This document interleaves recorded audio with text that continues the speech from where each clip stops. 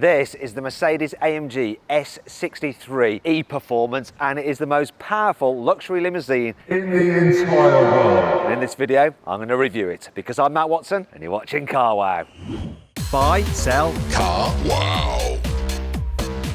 AMG has tweaked the design of the S-Class to make it more aggressive for this S63. So you've got the big AMG grille here, huge air intakes, the lower part of the bumper, and the first time ever on an S-Class, instead of a three-pointed star, you have the Alfalter back badge. Moving down the side, 21-inch alloy wheels as standard. I love the design of these. Looks so good, though I think they might be easy to curb. You've got your V8 bi-turbo badge there with the addition of E-Performance to signify this is a plug-in hybrid. Lots of chrome going on this car, so while it's a performance vehicle, it's still very much a luxury limousine with plenty of S-classy elegance.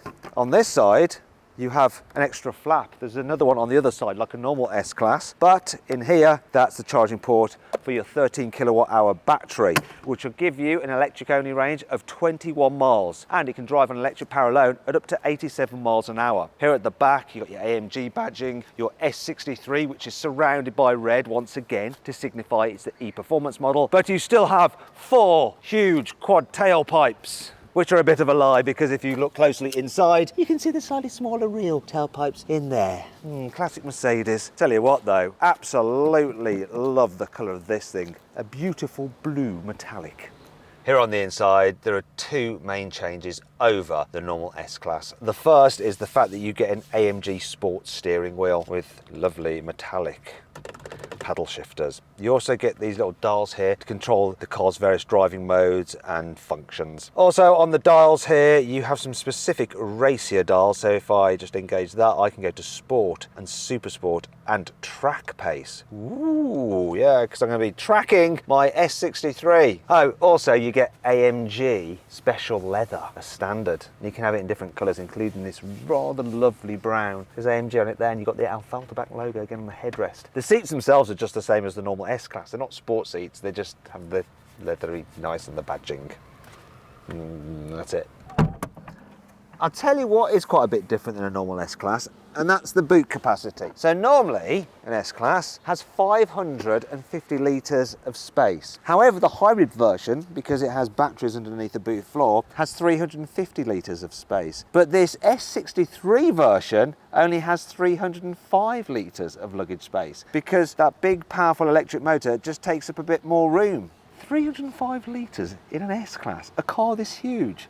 An A-Class has 370 litres of space. This is ridiculous. And it brings me on to 5 annoying things about this car. The brakes are really, really grabby. You just touch the pedal and it's like a bit jerky. I think it's to do with the regen effect. It's not very natural feeling. Also, for some reason, sometimes when you're slowing down, you feel like you're slowing from the front of the car, but the back's still pushing you forward. Reminds me of when you're trying to get on the London Underground and it's really busy and you try not to like mount the person in front of you, yet someone behind you is like pushing you on the train so that they can get on too. It's odd and not very S-classy. This is one heavy car. It tips the scales at 2,520 kilos, and you can start to notice it when you try and drive it like a proper AMG car on a twisty road. This car's exhaust sounds promising. Listen to it, it's in sports mode now. But if you try and rev it out high, there's a soft limiter that stops your fun. Go on, rev it. Hold it on the limiter. Look. Is that on the limiter? Do it again. I mean, look at that. Why, Mercedes, why? Things could have been so much better. Because of the electric technology fitted to this car, it's rather expensive. More expensive than you probably imagine. It costs £186,000. On a normal S-Class, you can get rear wheel steering that can turn the back wheels at an angle of up to 10 degrees. You have to pay extra for that, obviously. As standard though, it can turn up to 4 degrees. On the AMG version, it can only turn up to 3 degrees. Not sure why that is, but it is what it is, as they say. Thankfully, this car has plenty of cool features to help make up for all this. Here's 5.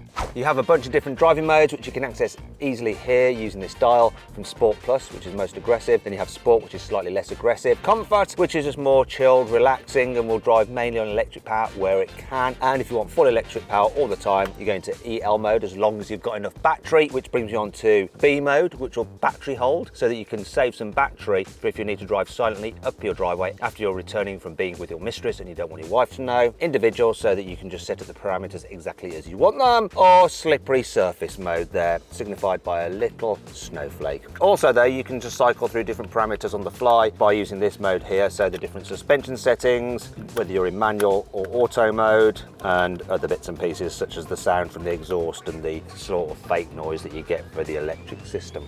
This is the first S-Class to get active engine mounts to stop the engine like wobbling about all over the place while you're going quickly and affecting the dynamics. Also, the S63 is fitted with some extra chassis bracing. The S63 gets a limited slip differential on the rear axle to improve corner exiting traction. Also, the car can use the electric motor to act like ESP, so rather than like braking the rear wheels to stop a slide or that, it uses the motor to control it, which is just better, apparently. There's active anti-roll bars as standard, so they keep the car nice and level when you're going around a corner so it doesn't lean about all over the place. But then when you're going on a straight road, they just relax like that so that you can go over the bumps and it feels all S-classy still. The electric motor can actually send power to the front axle as well, so it's not just driving the rear axle. Plus, it has a 2-speed gearbox to make the most of its performance. You've got a 4-litre twin-turbo V8 which puts out 612 horsepower. However, on the rear axle there's an electric motor which puts out 190 horsepower. Combined you have a maximum of 802 horsepower and 1,430 newton meters of torque, and that drives all 4 wheels via a 9-speed automatic gearbox. 0 to 60 takes 3.3 seconds and top speed is up to 180 miles an hour. To cope with all the performance, the S63 comes with carbon ceramic brakes as standard, 400mm discs up front gripped by 6-piston calipers and 380mm at the back gripped by a single piston caliper. Driving on the motorway in this car is quite interesting. So if you have it in comfort mode and you're going down a slight decline, sometimes the car just shuts off its engine, save fuel, and it'll just run on the electric motor. The problem with that though is that if you suddenly think, oh right, now I need to suddenly overtake someone or accelerate, look now, it's in comfort mode, on the electric power, I'm going to floor it, floored it. And it took that long, 1, 2, 3, for it to start the engine up again and then it to actually rev up and start providing proper AMG power. I was left just floundering in this big heavy car with just 190 horsepower from the electric motor. It just seems wrong. Look, it's done it again. I mean, comfort, just cruising. Oh, I want to suddenly overtake or get out of trouble or something. Here we go. I'm going to floor it. Now, here comes the power. I'm not sure that's great. Now, when you are just driving along and the engine is engaged and working away in the background, it's all right. So I'm going to floor it now. So I'm in 7th gear. Not such a delay. And another thing I like is that if you just want to ease past someone, then it does that using the electric motor, because then 190 horsepower is enough. So I just want to ease past this car. There we go, I'm doing it on the electric motor. And so the car's not really caning it, you're not using a load of fuel, you're just easing past and the electric motor's doing the work. But the thing about an AMG is that you want it there to respond and go quick at all times whenever you ask it to do that. And this system won't always give you that, depending on the circumstances. Look, it's done it again, look, it's turned off the engine, I'm in comfort mode, I'm gonna floor it now. There's the power. I mean, you can drive this thing on electric power alone up to 87 miles an hour, so that's gonna happen sometimes. Obviously there is one way round that problem, and that's to put the car into sports mode, and then it will always keep the engine running. Then you don't have the issue. Look. Now we're off. And we're off a lot. I'm going to do that again just as an example. So here we are. I'm going to floor it. Now we're off. Can you hear? Big difference, right? So you end up just driving everywhere in sport. which is not necessarily a problem, but it does mean you're going to have to go into the individual modes and set the car up if you want the comfy suspension in sport mode for the powertrain. But one thing that is slightly different, or an improvement over the GT63 SE hybrid 4-door thingy that I drove, is that I've done it again. I'm trying to tell you this, it's just shut off the blooming engine again. So here we go. I'm going to keep on doing it if you're going to keep on doing it. So here we go. 3, 2, 1, floor. We're on boost and going now. When it's going though, oh my God, it is definitely going. Oh, look here, got a McLaren 720S. Quite interesting to think that I've got quite a bit more power than he has. Say he, could be a she, let's find out. Hello, you right? What do you think of my car? Do you like it? Yeah, it's good, isn't it? Do you want a little, yeah. Well, we can't race, that's illegal. I'm gonna have a look at the other one. Look at this is an interesting colour scheme. Hello? I think that might be his wife. Hello? Do you know that my car has more power than your car? Yeah. I'd race you, but I don't want to embarrass you.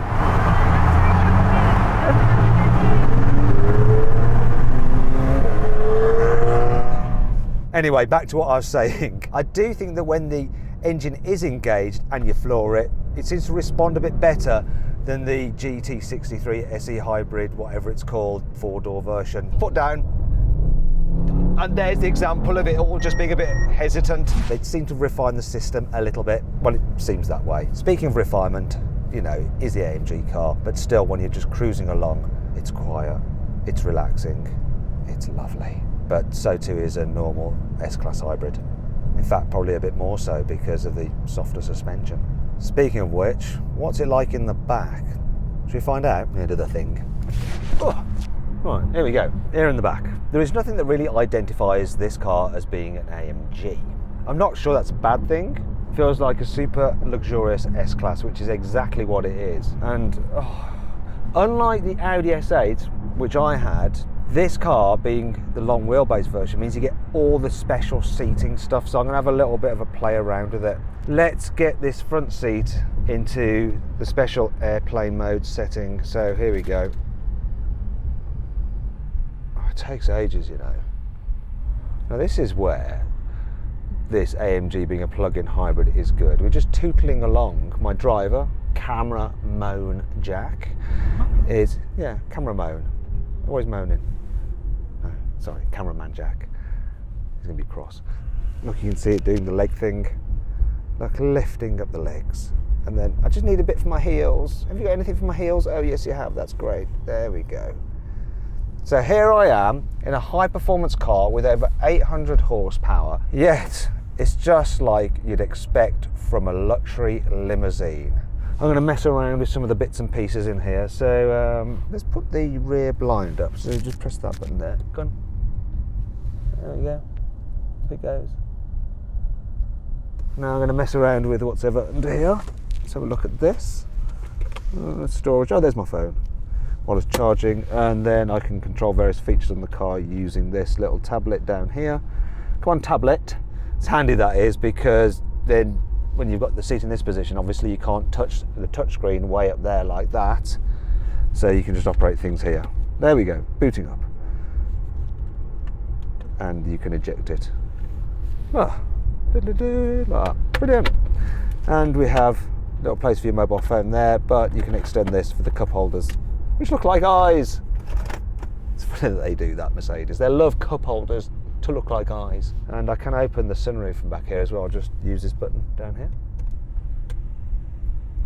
It's annoying that I can't use the sunroof in the front. I can't operate that. The driver has control over that. But it is very luxurious and very comfortable. And considering we're driving on some pretty rubbishy American highway roads, it's comfortable too. The AMG sport suspension doesn't feel so sporty from back here. Because it's air, it just deals with most undulations very well. The only time you feel the bumps is when you go over an expansion joint and it jolts slightly. I think it jolts a little bit more than a standard S-Class, just because it's an AMG. A bit more firm, a bit more. Anyway, we'll pick this up again in a moment when we're going a little bit faster and out of this traffic. Get me out of the traffic, driver! I don't know what just happened there, but the sunroof suddenly just opened. I wonder if it's got gesture control or I just frightened it by shouting. Ah! No, that didn't do anything. Is it gesture? This is what I call proper motoring journalism. I have no clue about some of the features in the car. I'm just touching at things now randomly. Wait a minute. It's just shut again. Who knows? If you know, let us know in the comments. I'm clueless.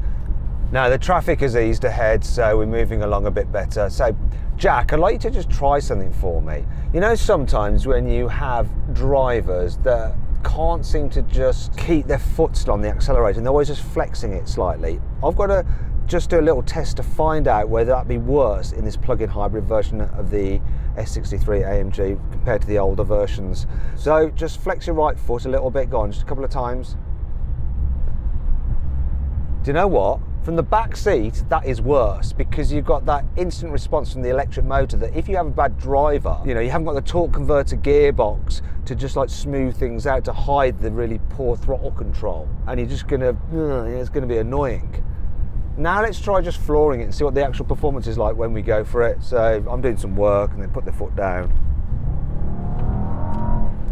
That's pretty intense. You definitely spill your champagne. Definitely. So then, what's my final verdict on the Mercedes-AMG S63이 performance? Should you avoid it? Should you consider it? Should you shortlist it? Or should you just go right ahead and buy it? Well, I reckon you should consider it.